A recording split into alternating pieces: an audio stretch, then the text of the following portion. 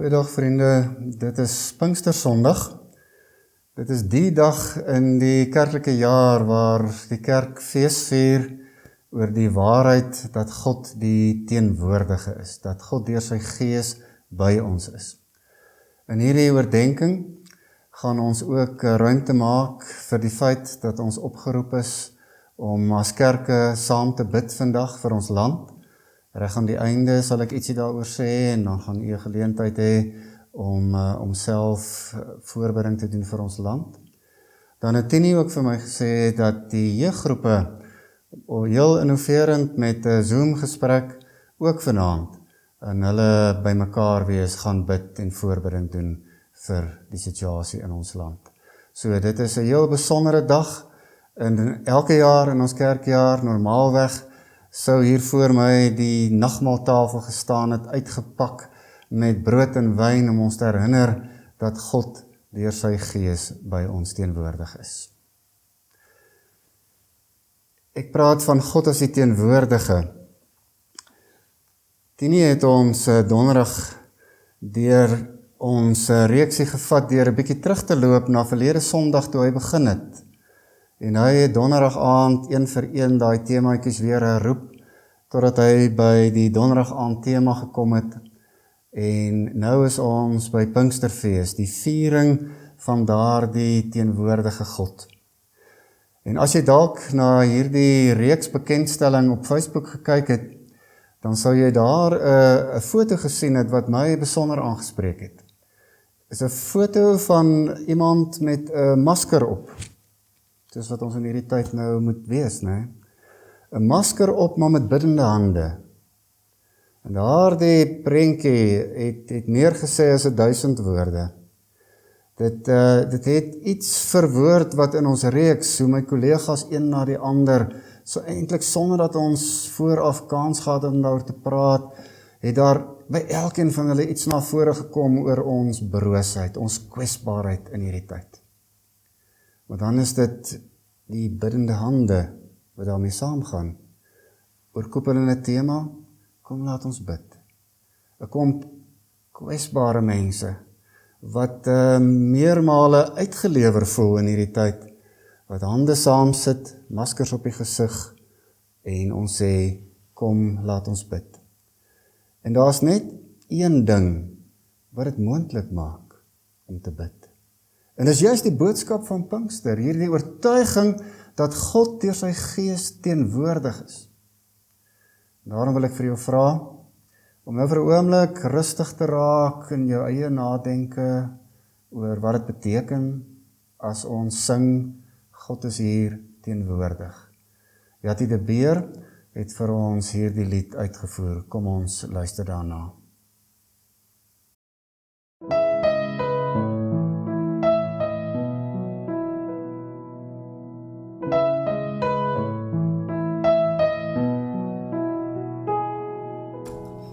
God is hier teenwoordig,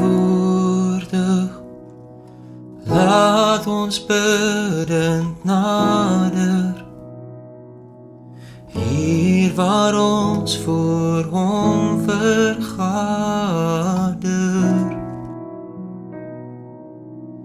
God is hier teenwoordig, heilig is die Here, buig in stilte om ter ere.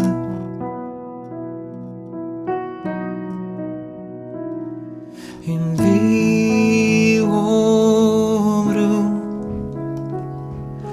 wie hom noem, hier in Hemel Vader, kom nou almal nader.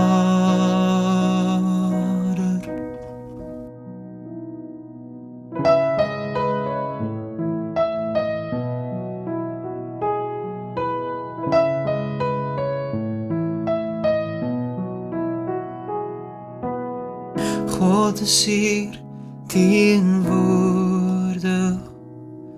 laat ons biddend nader, waar ons voor hom vergader.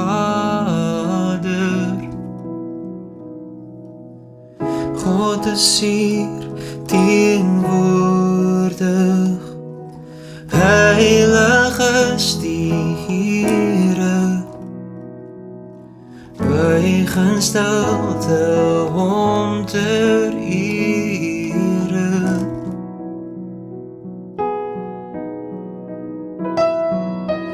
Wie hom roem, wie hom noem, Heer en Hemel Vader, kom nou almal nader.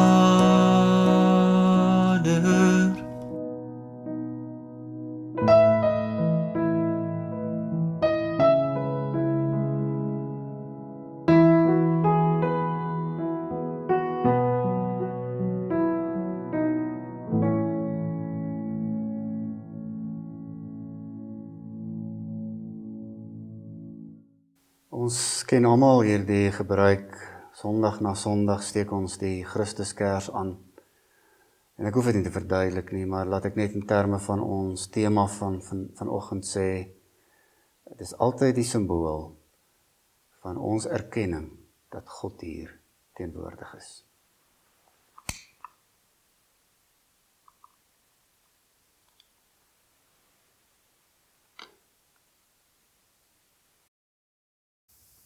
Ons het in hierdie week met ons maskers op en ons biddende hande het ons deur die psalmbundel gestap en een na die ander psalm saam gelees. Vir vandag is dit Psalm 139. 'n langerige psalm wat ek nie in geheel gaan lees nie. Ek lees saam met jou die eerste 6 verse. Vir die koorleier van Dawid 'n psalm. Here, U sien dwars deur my, U ken my. Of ek sit en of ek opstaan, U weet dit. U ken my gedagtes nog voordat hulle by my opkom. Of ek reis en of ek oorbly, U bepaal dit. U is met al my paaie goed bekend. Daar is nog nie 'n woord op my tong nie, of U, Here, weet wat dit gaan wees. U omsluit my van alle kante. U neem my in besit. Die wete oorweldig my. Dit is te hoog vir my begrip. Vriende, kan ons 'n oomblik tyd maak om saam te dink oor die betekenis van hierdie psalm. Ons sing, God is hier teenwoordig. Ons praat op Pinksterdag oor God wat teenwoordig is deur sy Gees. My vraag is net, glo ons dit regtig? Glo ons regtig dat God deurdringend by ons teenwoordig is? Of loop ons almal nog tog maar met die idee, God is in die hemel en ons is op die aarde? Daar in die middel van die 3de eeu is die boek Prediker wat amper sinies raak daaroor, en dan sê Prediker 5, God is in die hemel, ek is op die aarde, daar is hierdie gaping tussen my en God, en dit bring by hom intense frustrasie, en hy sê alles kom tot niks. En my vraag is, daardie wonderlike lied wat ons dikwels 'n erediens mee begin, God is hier teenwoordig, laat ons biddend nader, hier waar ons voor U vergader. Glo ons dit? Daar's baie tekens wat daarop dui dat ons dit nie glo nie. Dat ons eintlik nog altyd werk met die God in die hemel, die ander kant God. En ek wil graag saam met U ontdek, as ware herontdek, dat Psalm 139 praat 'n ander taal, dit praat van God wat diskant is. Nie die ander kant God nie, maar die diskant God. Dit maak die hele wêreld oop. Maar ek sê dat ek is nie seker of ons dit glo nie, want en ek wil 'n paar staaltjies gebruik, wat ek dikwels in die verband gebruik, jy het dit waarskynlik al op plekke gehoor, wat eintlik illustreer hoe ons dink. Daar is hierdie storieetjie van die dogtertjie wat bid, en dan sê sy, Jesus, dankie vir die kos, amen. Dan sê haar ma vir haar, en wat van die klere en die huis waarin ons woon? Dan probeer sy weer, dan sê sy, Here, dankie vir die kos en die klere en die huis waarin ons woon, amen. Dan begin haar ma weer, en wat van pappa en mamma? Dan val sy weer weg, Here, dankie vir die kos en klere en die huis waarin ons woon en vir pappa en mamma. En dan sê mamma weer vir haar, en wat van jou boetie en ouma en oupa? En dan kyk die dogtertjie op en dan sê sy vir haar ma, dan praat sy, dan sê sy, liewe Jesus, wag net so 'n oomblik, mamma wil self met jou praat. So, jy hoor, dis 'n baie oulike storieetjie, maar wat is daai denke, God is so aanlyn, hy's daar elders. Nog beter geïllustreer is daar hierdie insident, hierdie anekdote van die pa en sy seun wat langs die see stap, en daar is 'n dooie voël op die strand. En die pa vra, of die seentjie vra, pa, wat het met die voël gebeur? Seun, hy het dood gegaan en hy is toe hemel toe. Seentjie sê nou, pa, hoekom het God hom weer afgegooi? Nou weer het jy daai prentjie, nee, God is daar bo in die hemel en ons is hieronder. Dat is hier die ander kant God. Jy kry dit dikwels dat mense wanneer hulle frustrasie of hulle pyn rondom gebed wil probeer verwoord, dan sal hulle sê, weet jy, ek bid, maar dit is asof ek teen die plafon vasbid. Ek wonder hoekom dit vir ons 'n probleem is, as God diskant die plafon is. Wat pla dit jou dan? Dat jou gebed nie aan kan die plafon haal nie. En dis juist daaroor, vriende, wat Psalm 139 vir ons die wêreld oopmaak, om in plaas van 'n ander kant God, vir ons 'n diskant God te teken. Kan ek net 2 reëls uit die Psalm lees, net dat ons weer daai gevoel kan kry. Vers 5 en 6, U omsluit my van alle kante, U neem my in besit, die wete oorweldig my, dis te hoog vir my begrip. So, dit is regtig, dit is so eenvoudig, dat dit eintlik verstommend is, dat ons taal nog altyd wil suggereer, dat God is daar aan die kant. Terwyl Psalm 139, sou vir die prediker daar in die middel 3de eeu gesê, wat praat jy van God in die hemel en jy op die aarde? God is diskant, God is hier by ons. Dis die punt van Psalm 139. Wat beteken dit dan vir ons, dat dit so is?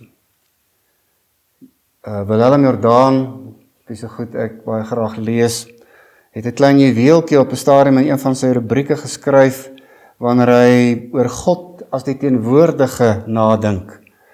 Dan sê hy dat 'n mens God as die teenwoordige ervaar, en dan maak hy 'n lysie, en ek lees, in die vorm van 'n biddende stameling, 'n ontroerende lied, 'n gedig, 'n skildery, koorsang, 'n lag, 'n vlugtige gedagte, 'n durende verwondering, en selfs deur die amptelike kerklike belydenis. Hoor jy hoe Jordaan se denke hier werk, om net iets te verwoord van hierdie allesomvattende, omvouende, toevouende teenwoordigheid van God. Ek wonder, as jy so oomblik nou 'n kans kry om na te dink, en jy moet soos Willem Jordaan 'n pen optel en 'n lysie maak, en probeer verwoord, waarin jy God sien. Hoe hierdie diskant God in jou lewe realiseer. Dalk iets soos, in die ontnugtering oor iemand se ontrou, waar God daar is by jou. In die een wat bekommerd is oor 'n geliefde wat siek is, by jou in die besluitneming oor 'n wankelende besigheid, absoluut omvouend teenwoordig in die pynlike herdenking van 'n kind se dood, byna aanvoelbaar daar is in jou ervaring van die broosheid van jou liggaam, maar ook in die lag van 'n kind, die vroegherfstonele wat ons nou beleef, en in die sagte hand van iemand wat omgee en liefhet. Sy het woensdag aand in haar behandeling van Psalm 13 ons gevra om anders te kyk. Dis wanneer ons anders begin kyk, wat ons hierdie toevouende, omvattende teenwoordigheid van God beleef en raak sien. Dit maak dit moontlik om te bid sonder woorde, soos Tini verlede Sondag afgeskop het met die reeks. Sonder woorde, jy hoef nie eers iets te skryf nie, jy kan dit maar net bedink oor wat dit alles beteken, dat ons kan sê, kom laat ons bid, want God is hier teenwoordig. En 'n mens sou, en dit word dikwels gedoen in preke oor Psalm 139, hier nou kon amen sê, want dit is 'n baie sterk, kragtige punt van die Psalm. Het is opvallend dat daar nie baie preke is van vers 18 af en verder nie. Want dan rafel hierdie digter se kop 'n bietjie uit. Hy gebruik 'n taal, hy's aggressief, hy sê, hy haat die haters van die Here. Hy gebruik taal wat eintlik, as jy na die geheel kyk van hoe ons lewe verstaan, ontoepaslik is. Maar dit is juist die ding wat God se teenwoordigheid vir ons oopmaak.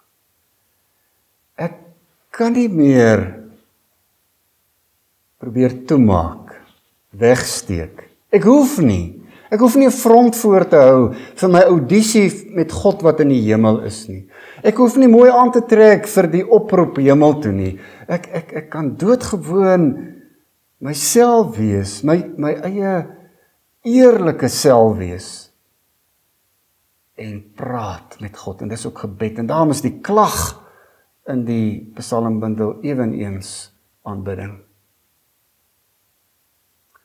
Miskien moet ons in hierdie tyd, waar ons maskers op die gesig, en biddende hande, moet ons net meer eerlik wees met onsself. Moet ons erken waarvoor ons bang is.